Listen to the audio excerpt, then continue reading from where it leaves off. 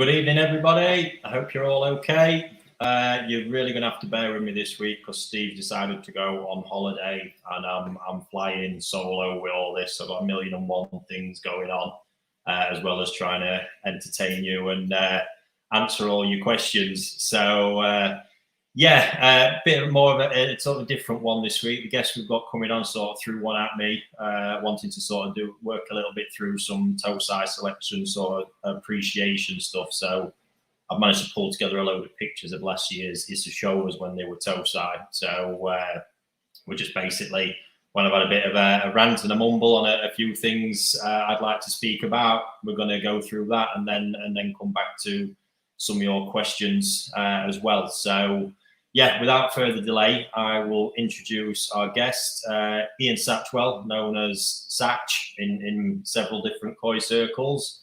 Met him at Elite Koi quite a few times, got on with him pretty well. He actually dug me out when I was there, supposed to be hosting their auction.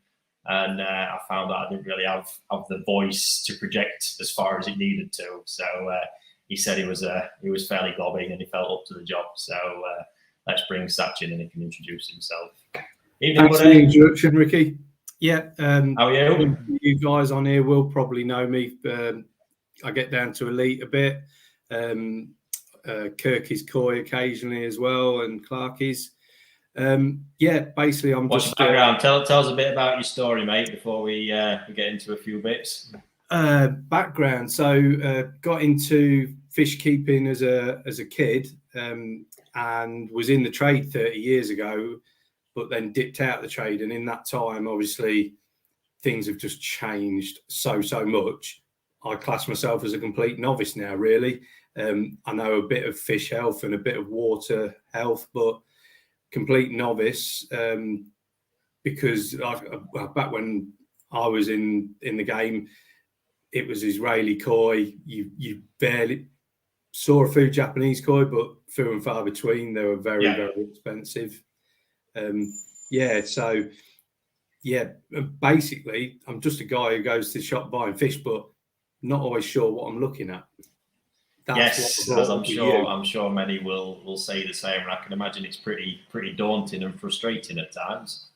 Yeah, it is. So hopefully you've got a few questions lined up, buddy. I just want to. There's a few topics. I can see a few interesting questions dropping up already, but I think one of the first things I just want to speak about is just coming back to, again, the way I'm sort of giving advice and structuring it throughout this, because my own mission when I started this was I was basically completely piss sick of just seeing all this really poor shit advice across all different channels and platforms, and realizing that really, the people who can add value, me feeling like I was one of them, I sat there doing nothing about it and leaving everybody else to it. So it's sort of like I felt like I, needed to take the responsibility of sharing, that experience out there. And the main things I sort of get sick and tired of seeing is what's sort of become a trend of, koi keepers just feeling like they're maybe not doing good enough, or that it's an expensive hobby, or you need this illusion that you can quickly get that in order to have a koi pond that's successful, you need to spend thousands of pounds on it. None of this stuff is the case. I know through sheer knowledge and experience, you can keep fish in the most basic of setups with equipment that, koi keepers would literally turn their nose up at. And there's absolutely no reason for it. I'm just really important to see new blood. I'm aware that we had a lot of new blood come into the industry throughout lockdown. All of these people are going to be out there searching for answers. And when you're looking for answers and everyone's just telling you, you need a drum filter, in recent weeks, I've not been attacking drum filters. The point of where I'm at the minute is, I'm having a shit time with them, but I've been quite clear that that's because I didn't buy the right ones. But the main point is, don't let somebody make you believe you need it in order to be successful at this. That's the sort of thing that I am attacking. It's that side of it. I personally, Ricky, I've only been back into it for 2 years. Lockdown. I was a lockdown build, like people coming back into it, and I have a drum filter. I'm quite happy with the way it works, because for me, with my lifestyle, I can't say that I'm going to clean out a filter every day. I'm going to be able to do this, do that. So the drum does take a lot of that away for me, to be fair. So as a personal choice for my lifestyle, the drum really suits me. But I can, it's each to their own, and whatever suits anybody should be what you go with. And like you say, that's really the point of it. It's hard. I can't tailor my advice to everybody who's watching, because it's really based on the circumstances. My general overriding advice is what I'm trying to give, an encouragement to all hobbyists to push things and do better without needing to spend fortunes and all the rest of it. That's the angle I'm coming from. I want everyone to be clear. Right now, that's the sort of vibe that I hope I'm putting across, and I'm wanting to get through to people. If you sit and ask me, if you're telling me that you sat there, budget's no limit, or no bother, and you want to build the perfect pond for raising fish, you want to stock heavy, feed intensively, the first thing I'm going to tell you to put on there is a drum filter, and make it one of the better drum filters, as I've been saying. But likewise, you come to me saying, I've not got much of a budget, I want to raise koi well, there's a completely different setup you can do there, and get it performing. There's plenty of ways of looking at things, but I can't sit here right now and tell everyone what's right for them. There's some overriding things that I will stick to, i.e. the thing with the trickling and the water at the minute, which I'm going to get onto as it stands. You'll not budge me on stuff like that. The rest of it, I'm not digging stuff out all the time. It's just general stuff that I want to encourage people to be the best koi keepers that they can, and not be put down by, want to call them koi snobs, or people who might have the budget to have whatever they want, and it works for them. But that's not to say then that's got to be the only way. There's plenty of other ways it can work for everybody. So that's the whole thing. It's the reason creating Koi Talk, to set that whole vibe, get the information, the knowledge out there. And a lot of what I'm doing, hopefully coming across, is certainly with the content on YouTube, is documenting what I'm doing. Not telling everybody it should be done this way. I'm documenting what I'm doing, and if you want to choose to follow that, then so be it. But if it's not for you, happy days. I'll say, after chats with you, Ricky, I have come away from trickling. I top up as and when required now, which having a drum where I use the pond water to wash, it is a daily top up. However, I'm now not just constantly trickling in, trickling out. Yeah, there's no excess. You're just giving it what it needs and replenishing that, which the nice thing I actually like with drum filters in that respect is that amount that it needs is based on what it needs to be, on the waste pollution. So the more pollution is in your pond, the heavier the drum will clean, and you're going to need to top a bit more water on. It makes sense. It's just all that excess. That's the big part of the problem. Ponds do need fresh water, but it's the way in which we're delivering it and getting into it, which has been the big bit. So just sort of following on from what I've just said, it's quite a cool comment from Richard. Seemed to have the whole world over to Saki Akari. What can I say? It's all I've been showing you is the results. And they do speak for themselves, and always have with that product. That's just another angle I'm coming from here. I'm not trying to sell you guys anything. There's no financial motivations in any of this for me. In fact, the whole thing cost me more money than it earns, to be fair. But I feel very passionate and strongly about just giving out that advice and letting you guys become the best koi keepers you can be. And on Saki Akari, that's just... I think when you see some of this year's results that I've been doing, especially with those eel stories, I know I keep posting them around a lot, but I'm absolutely that is my pond this year. I'm hooked on them. Didn't even know you'd got an eel story. they're getting all of my attention, and it's showing. So there we are on that one, guys. So just tying back into the water thing. So I'm not sure, because this might have skipped a generation or two of koi keepers, to be fair, but was you aware of a person called Anne Telford, Satch? No, I'll probably base myself as one of them fish keepers. I like looking at my fish. I don't read a lot of books. If I come against a problem, I go and look for advice and ask for advice. I'm not probably one of those guys that sits at home reading books about this and that and the other. So I've very rarely heard of any of these people you talk about. Yeah. So Anne Telford was I think the authority really on water. She owned all clear water purifiers. Don't know where Anne's at the minute. Unfortunately, all clear water purifiers is not around anymore. She even shut a website down recently, which had all the articles that she wrote, some very, very important content. I would say it was good, but also important, because from what I can see, that the amount of research into tap water, especially heavy metals and metals pollution in water and all the rest of it, there's so few out there, especially any advice on what is a safe level for koi to be living at long term. This is the whole point. We're not saying you can't have any metals in the pond, because reality is there's probably always going to be some, and you do probably need an element of it as well. But it's the maximum levels they can live at safely for a period of time. And I did work with Anne back in the day on some cases, learned a lot from her about purifiers, loads of different things here, just some basics that come to mind. Quality of activated carbon. This is something she really used to bang on about, that, the big blues that we get people chasing price on carbon. And if you're getting the cheap Chinese stuff, you might as well just fill it with fairy dust or something like that. It's useless. There's levels to these things, and through the levels, they have a different impact and a different effect. Just so much along the way. And she was the first person who introduced me to mains water testing through the laboratory, and sort of deciphering through the results of stuff like that. But yeah, having had a shut a website down, so there's another case I'm working on with somebody at the minute, which I do believe is potentially a water-based problem. And obviously she's gone, the resources are gone, so it's sort of like, where do we go for all this? And more importantly, when we get the results, because there's a company that I've found that does superb water testing. It's a German-based company who's got a UK arm. You can pay for this test, and it tests for absolutely everything in the water. Not cheap. The maximum test like 150 quid per sample that you do, but it reads absolutely everything that comes back. And at the levels that needs to be done, we're talking parts per billion, really low levels here. But when this comes back, we need to obviously know and try and decipher that data and try and find the problem. And hence this article had gone, and I was quite stressed, because I'm trying to research like any of you guys would out there, fish save values for heavy metals, all the rest of it, and just cannot find anything with any credibility. Luckily, however, I have got just about every old koi carp magazine that I ever had.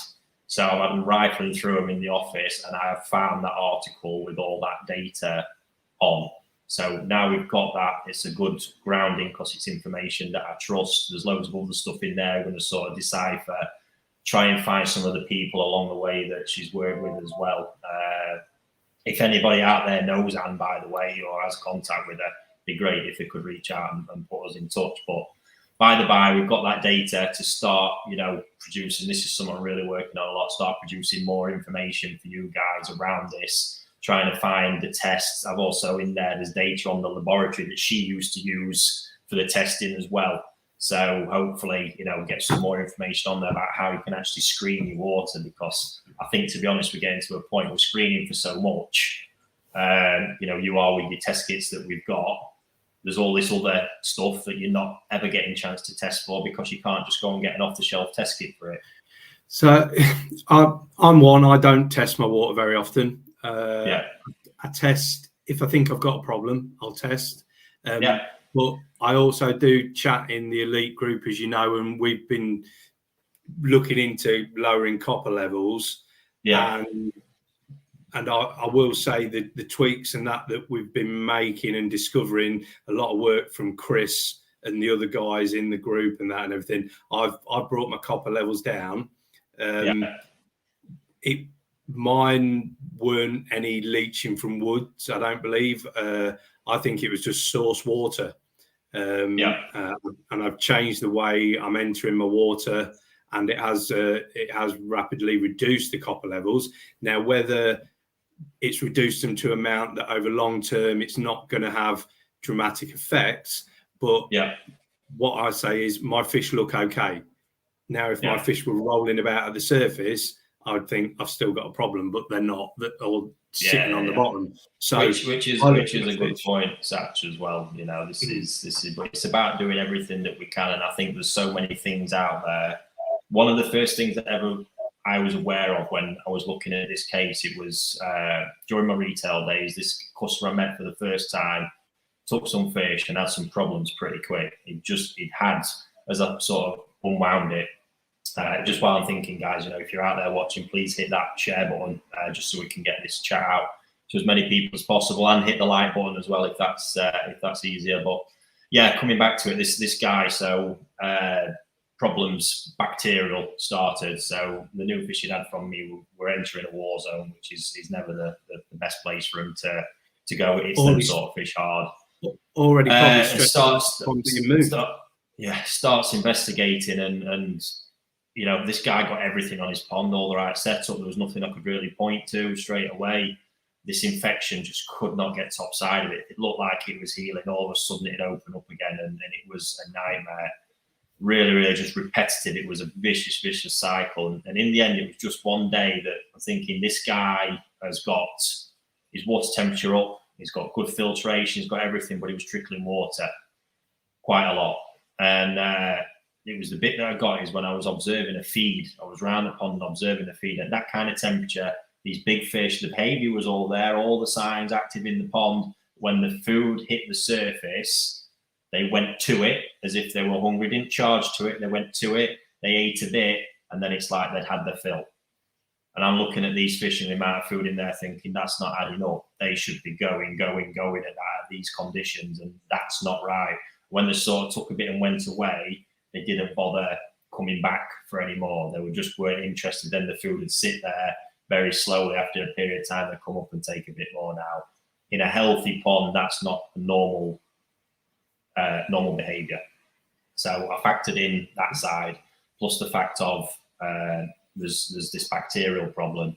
Trickling water, not something that I typically do. So I'm thinking, right, everything I can visibly check for here, I've checked, and I can't see a problem to tie this to that.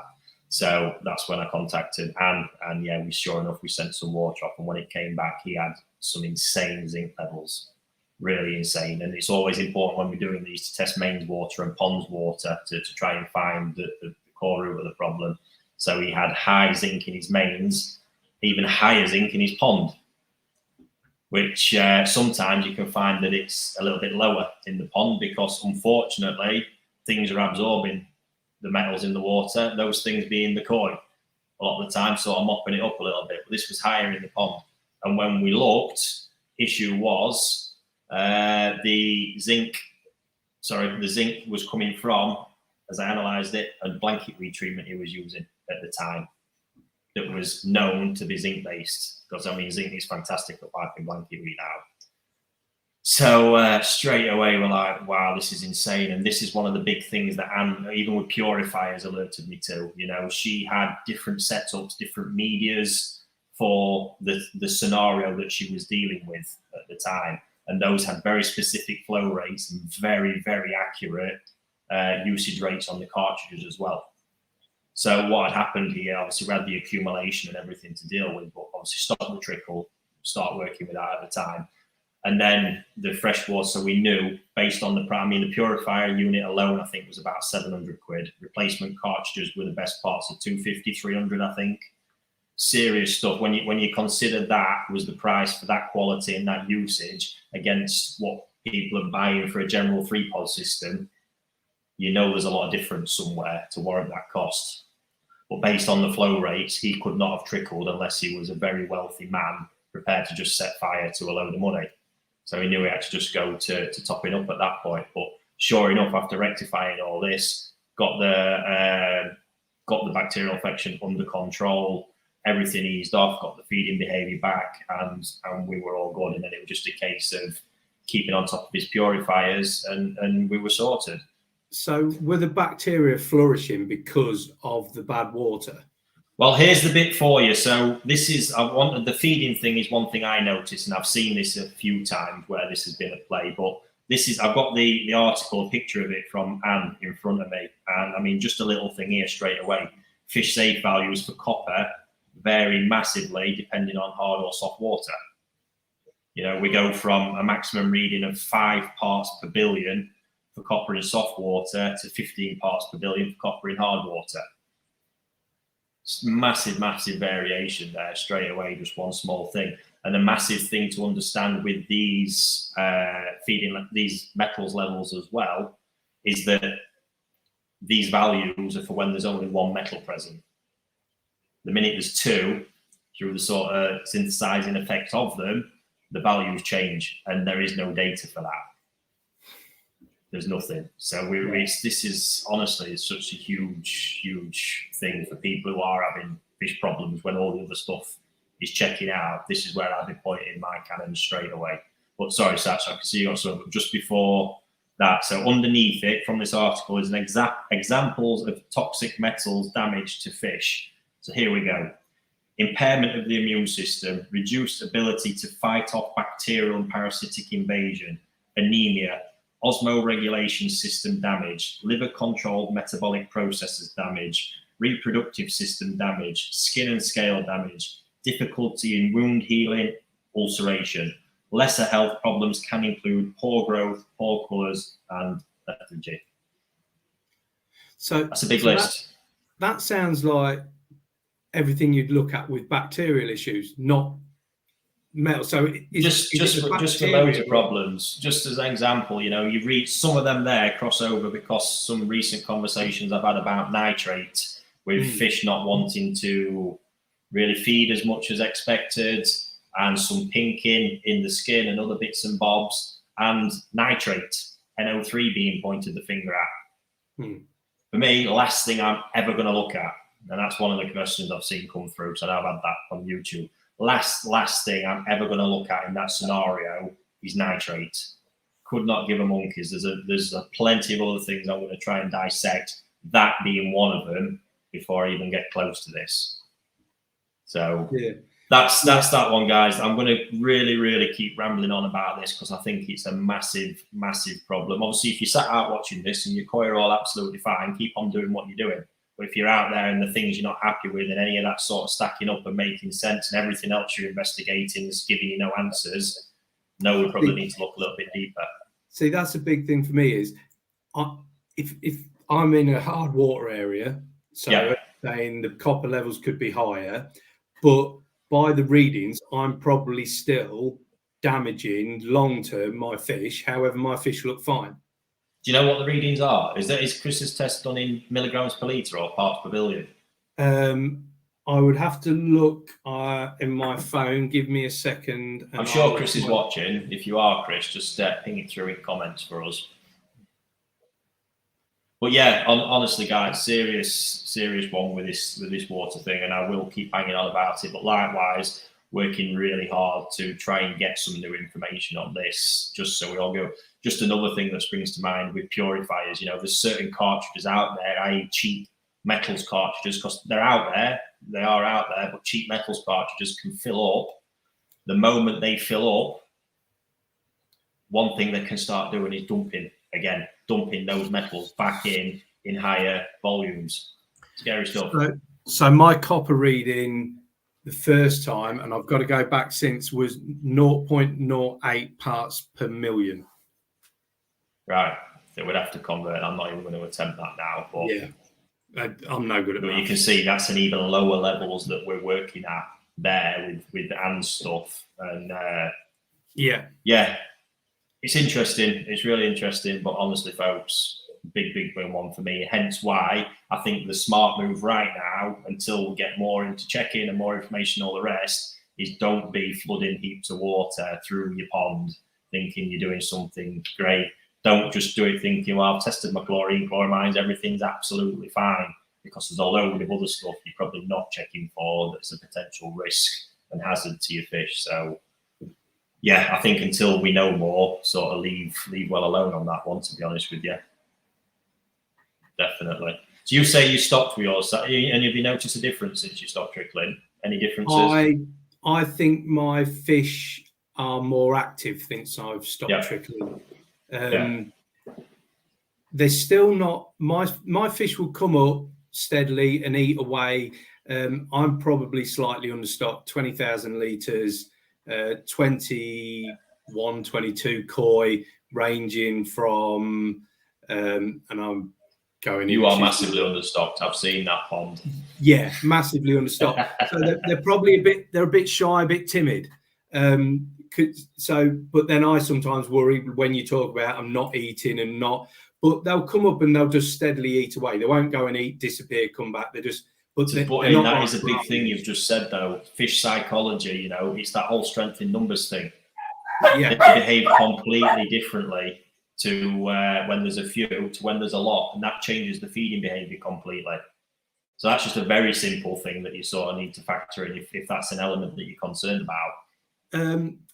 I think it's a case of my lifestyle as well, though. Like I said before, I don't always get to spend a massive amount with my pond, so I'm on an auto feeder. Yeah. So sometimes I think they're just timid fish because they don't get masses of interaction like some other people's ponds do. Yeah, another thing. So yeah, it's two factors for me. So, but then I sometimes worry when you hear, oh, the fish aren't eating, they should be ravenous, they should be chewing away. But I still look at the fish and they all still look healthy. So I'm not getting, when I first started out, I was getting some flashing issues and that, and I did have parasites. That fingers crossed, touch wood at the minute. It's steady away, and so yeah, I'm not concerned in that respect. And I think, like you said before in the conversations before, it's look at your fish. If your fish are acting out of normal, then you might have a problem. Yeah, this is it. So yeah, right. Last little rant before we get into the bit you really came for, Zach.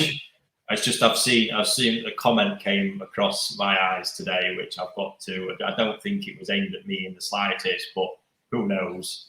But I made a comment. I've seen a comment about colour food, and the context in which this was used is that this particular outlet was boasting that they don't use colour food, as if that was a good thing. They're not promoting. They're not making any false coloration or fish, and basically insinuating that fish on colour food, the minute they're moved and taken off of it, are going to go to shit, basically. So let me just right that wrong right now. Colour food, there are different types of colour food, different types of colour enhancers. Very, very good quality spirulina is nothing more than aid to promote the best out of coloration.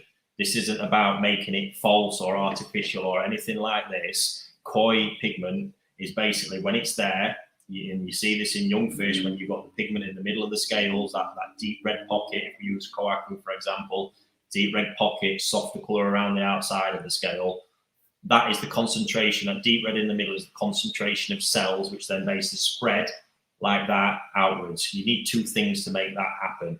UV being the biggest one, ultraviolet light, which obviously we get from daylight. And then the biggest thing, over time, it will just naturally do that with the light exposure. Get there, it's going to take a very long time. And I don't actually believe it can get there without the aid of colour food. This is why anybody, any breeder worth their weight in gold who's raising fish to any level uses colour food to achieve maximum coloration, because at most times in the year as well, when it's being used, it's because there's other factors fighting against the colour. So if we look at breeders in a mud pond, I think I've mentioned this before, UV penetration in a mud pond, say that's 2 meters deep, you're only going to get so much UV penetration, and it's getting very, very dark towards the bottom. That, coupled with the fact that when fish are growing, they're not concentrating on looking their best. They're in growth mode. It's about putting weight on the body. It's about gaining that fat, getting the size on them. And warm water, naturally, all these things combined really push that colour development down and soften it. So it's a really important time of year if you're looking to achieve that maximum coloration, and at a time where you can get that fish at its best as well. So what I'm getting at here is, naturally, if you just left it in this process with no colour food, what you're going to have is summer, colour softening right off, winter coming back a little bit, and just the whole process of it thickening and getting to its absolute pinnacle is going to take a lot longer than it would without colour food, if it ever actually got there on its own. Good colour food, which is high quality spirulina based, is used to help build them layers of colour, push them pigment cells out into that scale and build the thickness. Colour is just basically like adding layers. It's like painting a wall, layer after layer after layer, until you get that to the pinnacle of where you want to be. That's what colour food's there for. There are some that are shitty and artificial. I never forget a food that come onto the market years ago. I think it was called Koi Wholesale. Honestly, the amount of foods that have cropped up over years, and this stuff had, I think it was krill meal or something around krill or shrimp based as the colour enhancer in it. Honestly, I nearly strangled the bloke. He gave me some samples of it, wanted me to try it. I had this terrazzo coacu in my pond at the time. It had amazing, soft, lovely Benny. After 2 weeks of feeding it, it looked like it had neon bulbs under its skin. Shiroji was absolutely knackered. It had tinted it all yellow. The colour looked so false and shitty, and it's because it wasn't true colour enhancement. It was false colour enhancement. It wasn't actually pushing the Benny up. It was just ruining them. It's almost like the glow you see in a shrimp, that sort of pink bit pushing through. It was horrendous. Very quickly come away when I stopped it. I'll say very quickly. I think it took a couple of months to truly get rid of it, but really not good. Colour food is not cheating. You know, you will only get colour to its pinnacle, to its absolute maximum potential by using colour food. And I've done that through interviewing breeders, all the rest of it. They all say the same thing. You know, you can't, if there's no colour quality there, the colour food's not going to do a lot with it. There's not a lot to enhance. Will it die back if you do then stop using colour enhancing food though, Ricky? Personally, because I've not completely. used the biggest damage to colour would be stripping away the UV. Yeah. People see this who have grow-on tanks indoors. This is a real problem. You see the colour retracting backwards towards the middle of the scale. Mm-hmm. And what you're doing there is you're getting to a point where you will damage the colour completely if left long enough. But you're sending the colour backwards, the colour development backwards. When you get it back outside, it's then got to, and that's the best example actually. If it's been a year indoors, that colour's been going backwards for a year without any UV. So it's then got to spend another year getting back to where it should have been already before it can go any further beyond that. Yeah. So, yeah, very, very interesting one. You don't keep them on colour food permanently either. I've just seen another comment come through there. How long should you use colour food and when? It's at the height of summer. So you've got two elements for that one. So I'll put that back on. Height of summer for me, main growing season, temperatures are up 18, 20, above that, all the rest. You can use some colour food there for sure. In winter season, you're going to take them off of it. See no need for that. It's a resting period and the colour will naturally support itself really well. Depending on the mix ratio that you want to use, that's really going to be dependent on what it is you're trying to achieve. So like Deutz fish, for example, when I'm raising Deutz and metallic fish, most of the time I'm just pumping them on 100% colour food because it's so hard to keep the colour level up when they're in the heat and they're growing. It's why when breeders like Kaze, for example, have such a high failure rate from those fish being in mud ponds. The better method, because they're cutting the UV. So even using colour food, they've cut the UV and the whole thing's just a nightmare. Fish fall apart that probably wouldn't have fell apart if they'd been kept in a concrete pond indoors. Is it easier to enhance the colour on a Deutz than it is on a scaled? Yeah, naturally, because there's no scales for that colour to shine through. So even that's why Deutz fish have more popping colour just naturally. Yeah, so just going back to this question, when you should feed colour food. If you're prepping for a show, you know, there's a period there where it makes absolute sense to be raising, but it's no good just thinking, you know, 4 weeks before a show. If you pop them on colour, you'll get a bit of progress from it, especially something aggressive and quality like Saki colour. But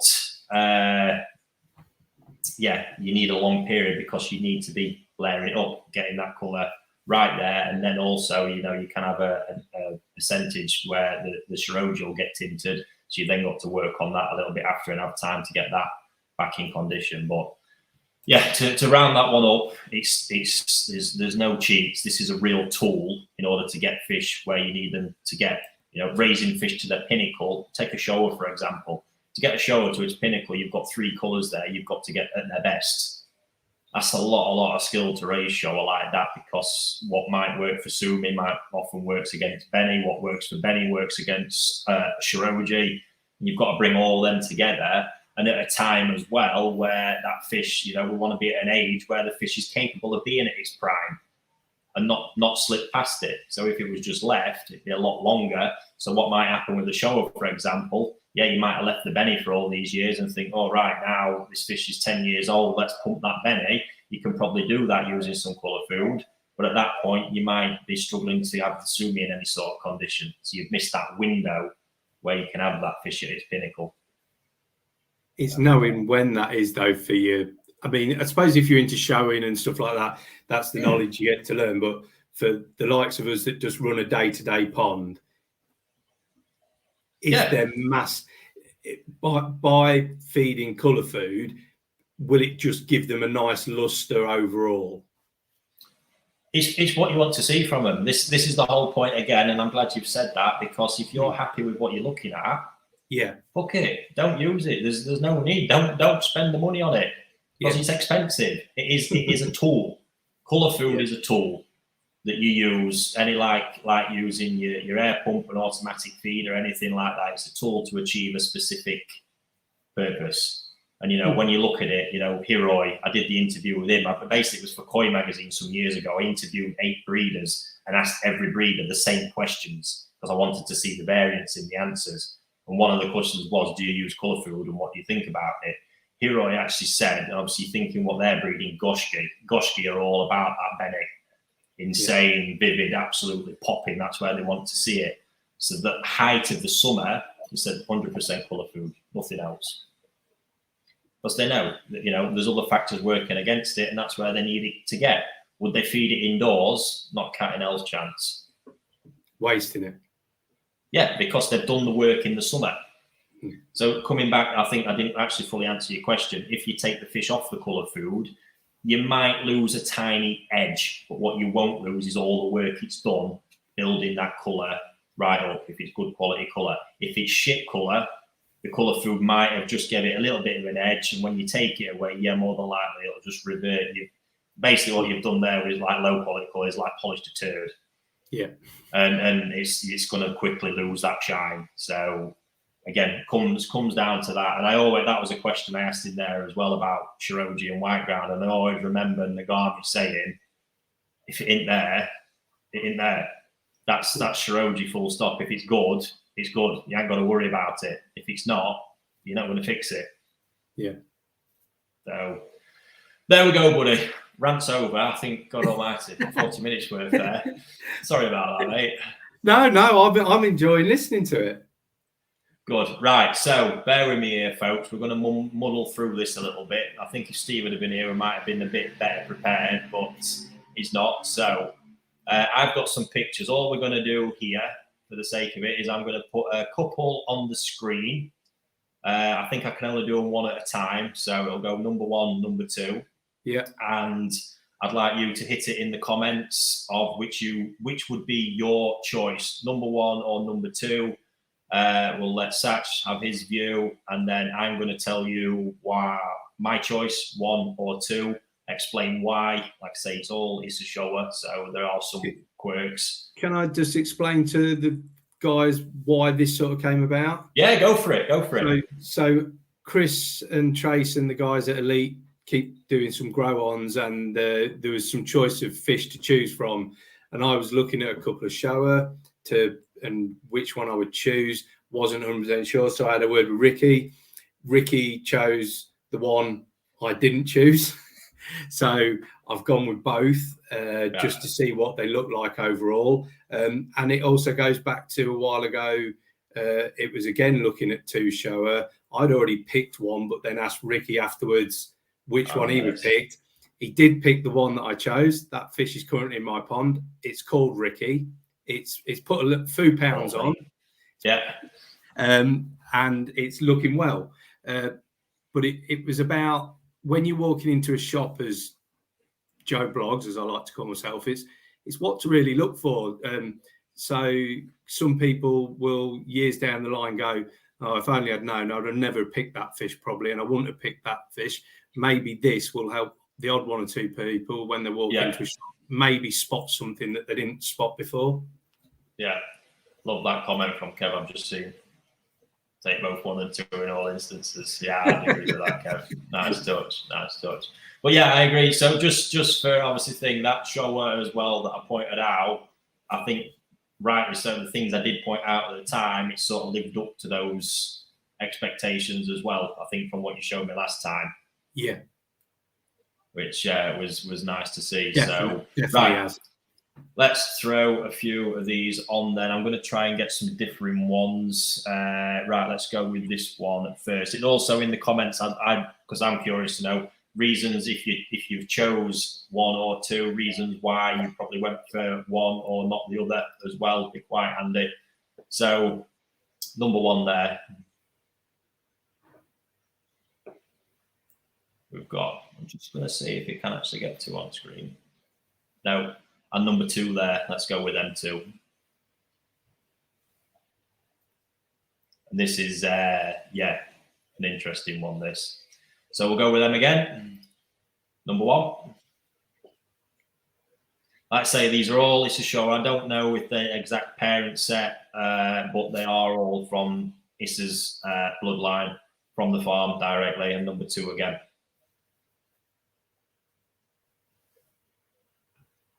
So I'm just going to keep, let's go with yours first, Sats, and see if any comments filter through from this. So as a personal choice, if I was to just see those two together, I would go for number two, just as a personal looks. And what about number two? Is it that's making you go for that? I mean, the coloration on its back stands out to me straight away with the red and the white together. I think it looks like it's got quite even balance to the actual fish overall, the entire body. It may be something I look for in a fish, just personal choice. The first fish just doesn't catch my eye.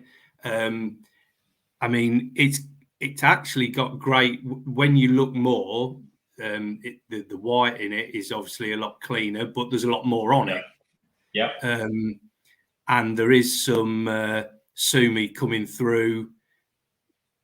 Is that a patch, maybe a touch on the head as well, maybe might come through? I'm not sure. I mean, it's normal. It's very rare that Showa don't get some sort of Sumi on the head every one now and again. But this for me greatly is the thing of, I wouldn't 100% know what was going to develop from either of these. And maybe it's the second fish looking more of a completed, where the colours are going to finish, that would attract me to it, which isn't always the right thing to look for. Yeah. Right. So my choice on that one, number two, every day of the week. Bearing in mind all these fish this was my final selection, well, not final, it was the main sort of selection before the growing season. So I had already selected them from a lot of fish. Now, both are good fish, but very different fish. Number two is a fish I still actually have, this one. It's in my very, very special pond with the Dainichi fish. There's 2 or 3 Issa Showas in there at the minute. It literally is 2 or 3. And yeah, still have this one. And even to be honest, I underestimated this fish a little bit now. First and foremost, you can probably all guess before I even say it, the main reason for me picking this one over number one is that bone structure and the body. It's the first thing my eye is subconsciously drawn to when I'm looking at this stuff. Now, if we look here, I want you to pay close attention to the heads as I flick through this now. So as we look at number two here, start down at the mouth. That mouth is so broad, it's so wide, and the rest of the head is so broad and wide. You know, it just gets wider and wider and wider as it goes up, which then we get to the body, and you can see there's good thickness to it, but also good length, which is important. The backbone, you can't see it too well, but was really strong and prominent, and there's good height to the body. The reason height is so important is if you imagine when all this weight starts coming and a fish, you know, gets weight proportionately on the body, it doesn't just come in one area, it comes all over, including on the top of the body and underneath it. So if you've not got great height to the body, it's less area for the weight to actually be gained. So what I tend to see is fish that don't have good structure on the backbone and good height, the weight tends to sort of press downwards more, and where you can see a lot of these weighty fish that tend to be quite fat and heavy looking underneath, it's because it can't spread out properly all over the body because it's lacking in the height. So it's a really, really important element. But that bone structure is the standout piece. This has actually turned out to be a male fish as well, but it just absolutely dominates. Bone structure is massive. You could see that throughout. Moving down, this is very important. I like to see is then a taper. You don't want, obviously, you want to see that thickness in an older fish, but you don't want to have identical thickness from the shoulders down to the peduncle. That is a fish that will struggle to grow. It's almost deformed at that point. So you want a nice taper, as you can see. I'm pointing at screen here like all you lot can see it. I know you can't. But yeah, as that goes down to the peduncle, for those who don't know, being the tail stop, so the element, the part just before the tail. You want good thickness there, good bit of height as well. That's just body height in general. And there's a taper from shoulders down there. And the bit we're really looking for is you don't want any nips or bulges along that body line going down. If it nips in, be worried, because that sort of body can develop a big belly underneath. Likewise, if it bulges out, be worried, because that's probably going to develop. It's sort of like, excuse me, the handle shape you see. You see some fish that look like they've got a handle at the back, because their belly literally goes bump and then to the peduncle like that, which is something you really want to avoid if you're looking to raise, good fish up to a decent size. So that's all the elements there, first of all, in the body. If we go through to this one here, this still turned out a great fish, a really nice fish and a pleasant one. It's going to be, but if we just look, you can see now, hopefully, the body power isn't there in the same way. It hasn't got the same amount of height. It's got a good head and a good body setup, but it's just not as good as the last one. That's an important part to stress here as well. We're picking between two fish based on the strength, but neither of these are bad fish. They're really good fish. This one did turn out to be female. Looked awesome. Really, really, it made a really nice nissai. But it's just those elements play out. Bone structure doesn't change. Body changes, because body's fat and muscle. Bone structure is there. It's fixed. It's something that won't change. Did more Sumi develop on this? Yeah. It was coming. It was coming slowly. So onto the bits. That's the bit I want to stress. You can still see characteristics of what I've said there. But if you actually look at the body line on that one, it is a little bit, there's not as much of a taper. There is a taper there, but just as I'm looking at it, you can see there's not as much width in the whole body. There's not as much height in the whole body. It's just got less power in there in general. And that resonates and comes through as the fish gets a lot bigger. So we've done all that, and that's happened before I've even looked or discussed any of the skin or any of the other elements in thing, because in high-end koi, that body element, and when we're moving into the show scenes, is so vital, especially in Japan. Should be everywhere, but that body is so subconsciously impregnated in breeders and people's heads. If it's not there, the rest of the stuff's just not going to stack up. So yeah, moving on to the rest and bits that appealed to me. While we're still on this one, Shiroji quality is really shining through on this, which was probably a nice indicator. It did end up being female, like I said. And that's probably an indicator why that did look so good. Benny quality wise, sorry, we're talking about Shiroji. Let's pull the other one back up. Slightly bit more off colour on this one. Not as bright and vivid. That can be part of the male gene showing through. It could have just been at that time. They'd been on colour food and bits and bobs as well. Over winter, as Nissai, that Shiroji polished up an absolute treat and looked really good. But an important thing to bear in mind as well, this is where it's a real bit of an head fuck for people. Good quality Shiroji that looks really good later in life can actually be a bit milkier and shittier looking when it's younger, because it's to do with skin thickness. This is it. I'm glad you've done this, because this is me. I'm getting. I've lit up here. This is my bag. I love it. But it is one of them things, and you look at it and you go, "Oh, that looks like not very nice." But then you're saying later on in life, it's probably going to be pinging. Yeah. So generally, better quality white skin in older fish is going to look shittier when it's younger. But that's a principle I do really apply this to a lot of the best qualities in fish are going to look shit when they're young, and they're going to get better as the fish gets older. That's natural, because quality takes time to develop, and there's very few fish that ever skip past that rule. And we've got to consider environmental factors. We kind of pointed out as well is sometimes a fish, when it's a tosai that already looks complete, is generally, you sort of told me before in the discussion we had, that's the one that probably as it gets older will look less complete. Really generalizing, but that really more often than not tends to be how that goes. So this Shiroji, like I say, you're looking at things on the head slightly creamy, rest of it slightly creamy. Could have been environmental, the things that were going on at the time, but with toe side, that's really the case. Really good quality Shiroji that's got potential to be thick, really shining white when it's older, will look shitty at toe side most of the time. And that's because they're being pumped up, they're being raised, and that's just naturally how that skin develops. It's got to develop the layers and the thickness like everything else has for it to come together. So yeah, one to bear in mind. Bear in mind the previous one I showed you, Shiroji still look gleaming on that. Yeah. But you know, with this fish, like I've said, in winter, right now it looks like shit again. It's sort of a bit blushing yellow, but there's heaps of colour food going in. It's growing, it's intense. I'm not expecting it to look its best. I know the minute I cut all that in winter again, it'll come back and it'll look absolutely superb.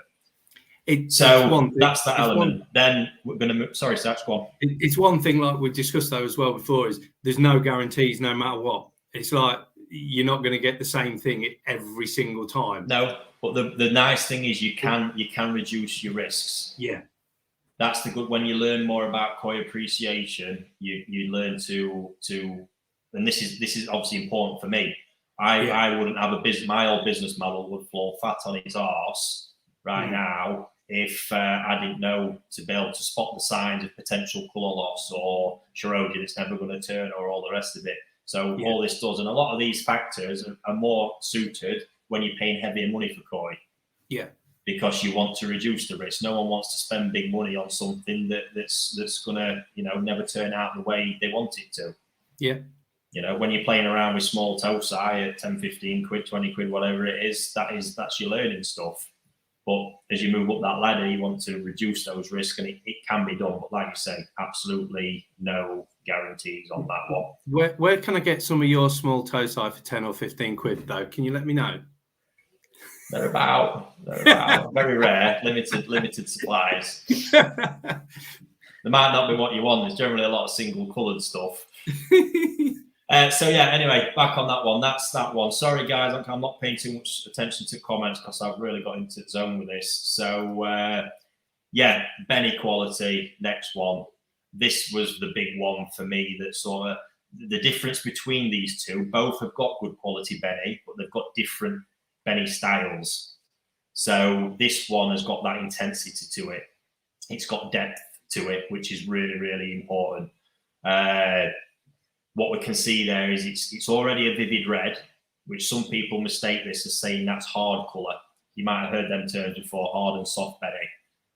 That's nothing to do with intensity and the hue of the colour. Right. Hard Benny is when there's no potential left in it, no thickness, no depth left for that colour to sort of spread and stretch. Okay. Here, that's got that. So although it's got the intensity of the hue is strong, there's also thickness to it. We can tell there's thickness. I know back when looking at this, I could see the pigment in the scales. So even though it's already vivid, there's still loads more pigment to come out in this. So as that colour starts layering up, which it is doing now, believe me, this Benny absolutely glows. It looks insane. Looks awesome. And another indicator there, which I'm looking at, is you can really see it on that first bit of Benny around the shoulders, just in front of the dorsal. You've got the front edge of the sachet. There's that nice softness to it, which was uniform across the other bits of colour as well. So I'm using that as an indicator to the potential that is telling me there's colour there in the deeper layer of skin. There's going to be the elasticity that as this grows, it's going to keep providing the thickness. The thickness is there for this colour to stretch and really get that thickness and intensity as it gets bigger. So that was a really key point for me with that fish. We'll come back to this one.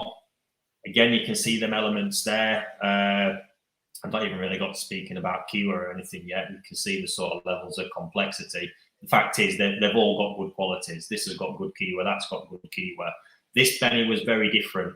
So there wasn't as much good quality. I could tell there's more colour sat in the pigment because we can see the sachet on that front edge across all the different steps. So there's more pigment there to be had. There was pigment sat in the scales. But the hue and intensity, that's not a fish there that's ever going to turn that really blood red colour. And that's the case of colour through there. You'll push that up a bit, but you won't turn that blood red like the other fish is.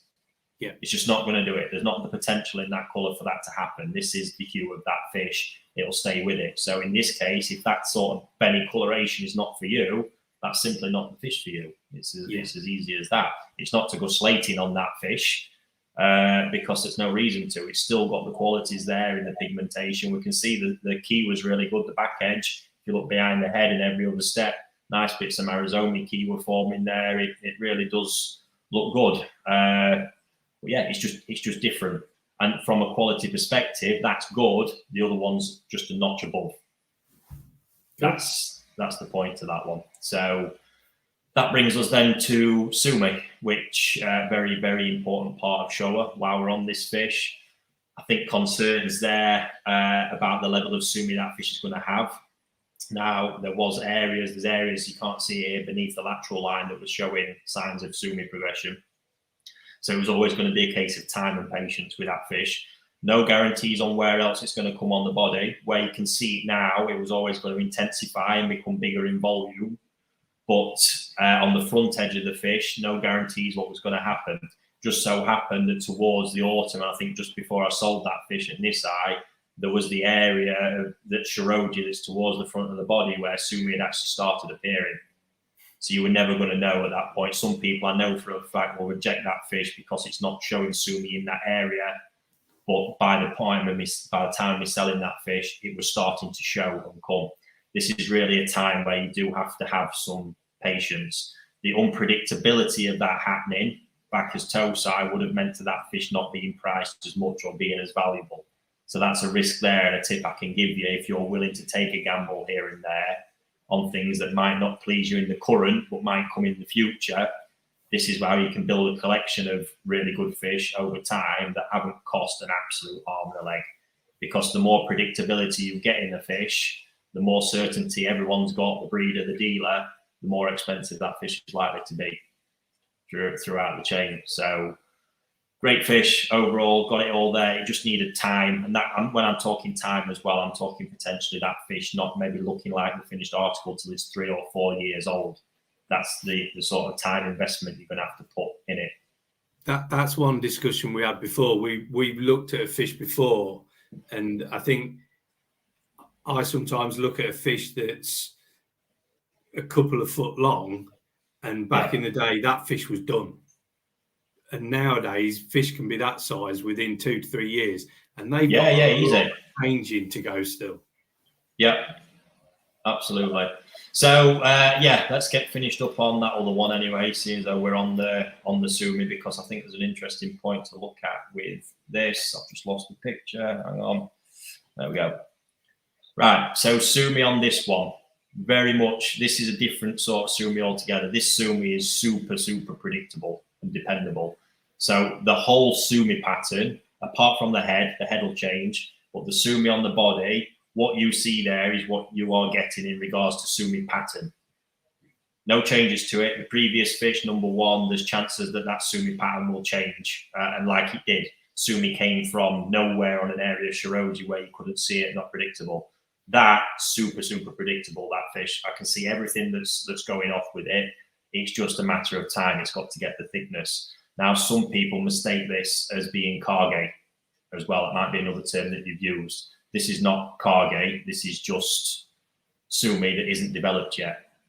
Kage will always stay like that. And Kage actually tends to develop on the areas of Shiroji. If you look at Kage Shiro, for example, a Kage Shiro doesn't have white skin. The white skin is replaced by Kage skin. That's true Kage in that effect. So, that is just Sumi that needs to develop. Now, what I like about this sort of Sumi, what you use as a quality indicator, is Sumi that's already developed already, just to know and give me some sign that it's going to thicken, because this sort of grey effect can be like that eternal tatigoi where you're hoping it's coming and it never actually does, which drives people bonkers. I've seen that happen over the years.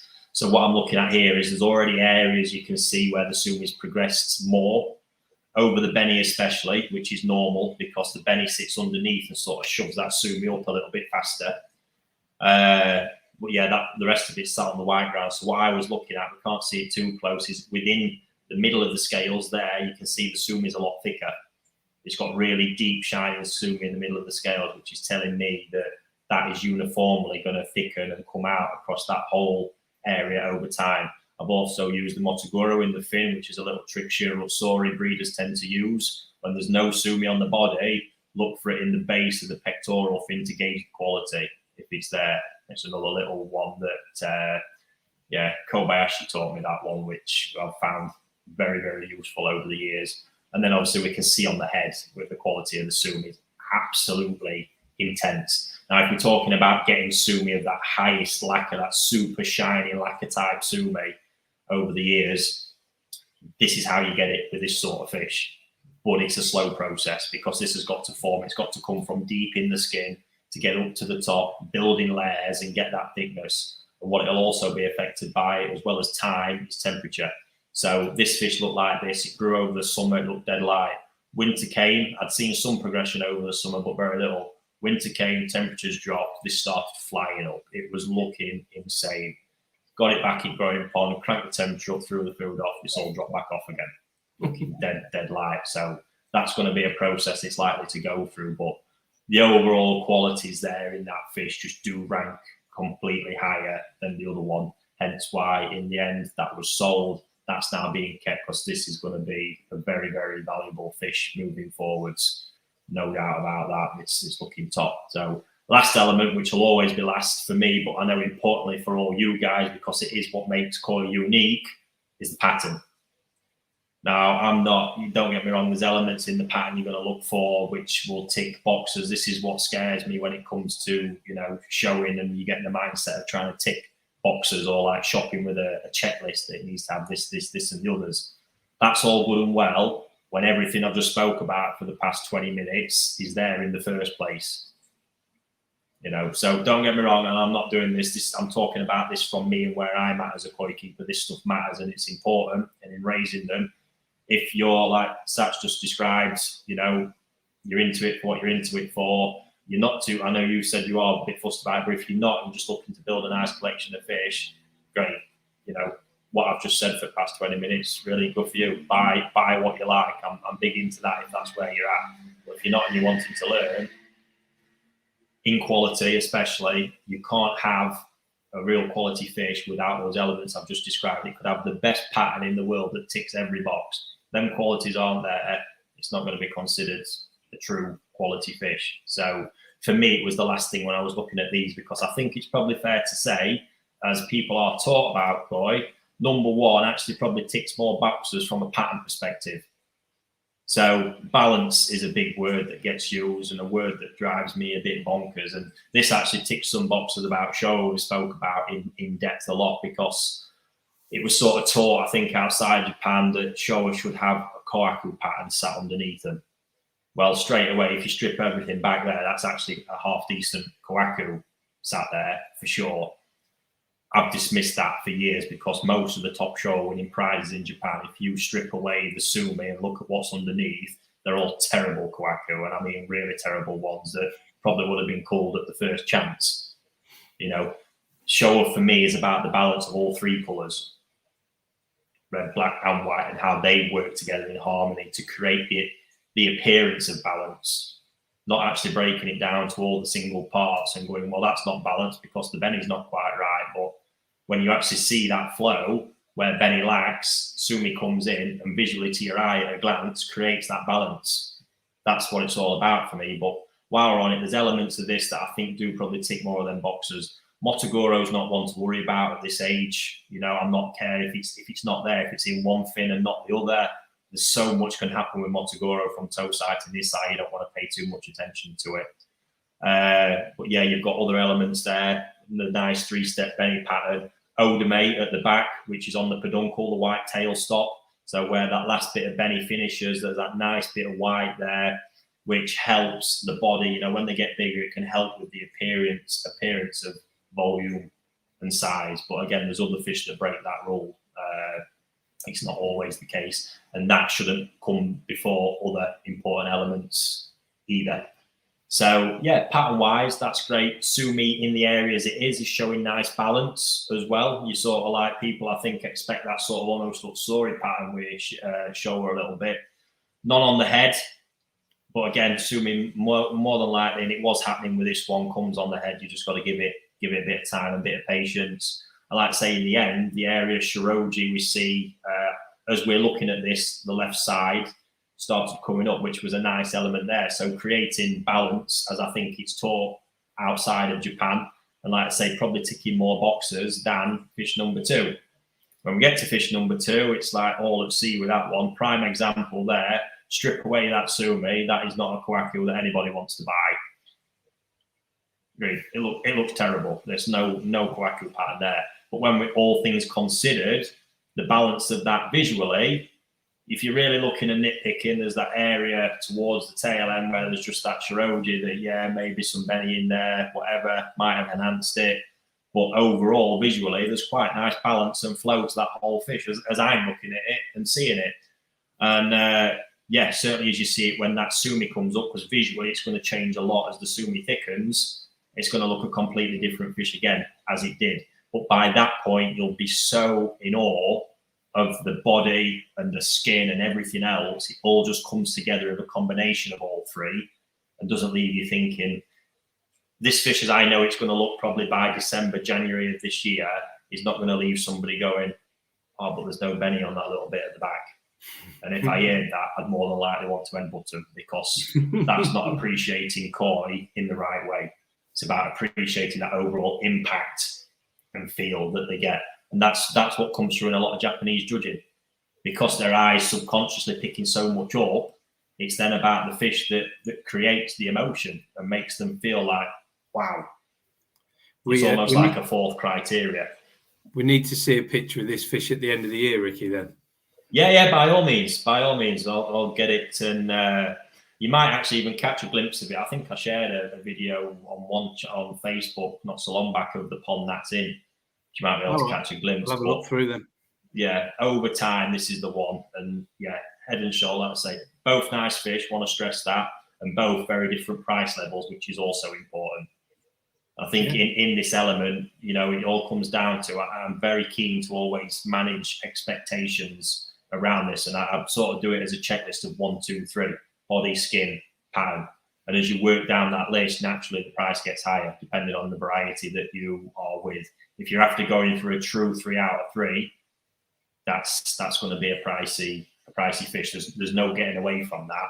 But what you can do, and I think this is missed, you can get fish quite readily available from a good bloodline that have superior body and skin, just might lack in a couple of areas of the pattern.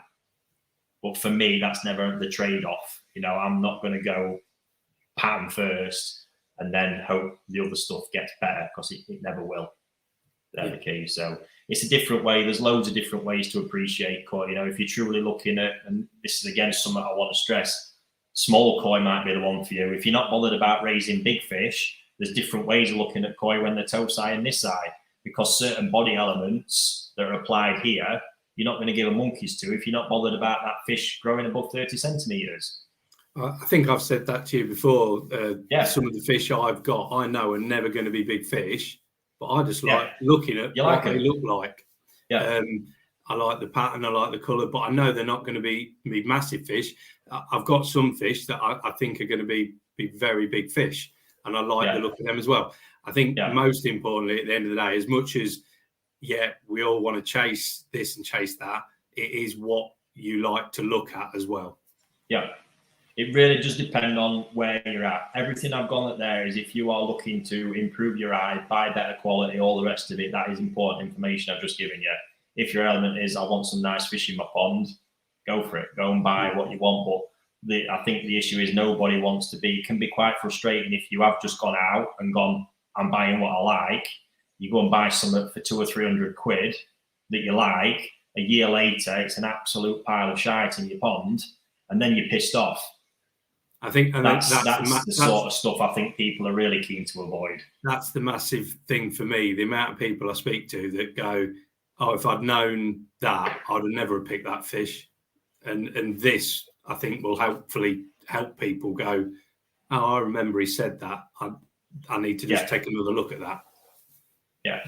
So, there's a lot to that one, buddy. I think as we've seen there, I've not really gone in, like I say, I've not really spoke about keyware and a few other elements as well. So I get it's a minefield for people. We'll keep trying to do what we can bit by bit. I think it'd be great. I'm going to get prepped up, Satch, with some other varieties. Obviously, that's gone on way longer than I expected just with 2 fish, but I think there's a lot of value being added from We'll them. have another night. I think that'd be great. So I'll probably pull up some Kwaku and bits and bobs, maybe some of the Danichi ones and whatnot, and even some fish I like. If I just show you this one, look, for example. This is an interesting one because there's something happened here, especially with the head and the Sumi, that I think would kill a lot of people off from buying it. This was ended up being one of the absolute top pieces from the Issa fish last year. And I think the general consensus is, I mean, while we're on it now, I will get an up-to-date picture of this and we'll probably look at it another time. But general consensus there. Well, you tell me, what do you think that head's going to do over time? I mean, I'm thinking that the Sumi is going to get darker. It's going to come through more. As I look at it, on the left side, the right-hand side of its head. I think that's potentially be too heavy in Sumi. I think to pass a comment if you would. Yeah, I think it's looking like it's going to have one thick black side on the head. Yeah.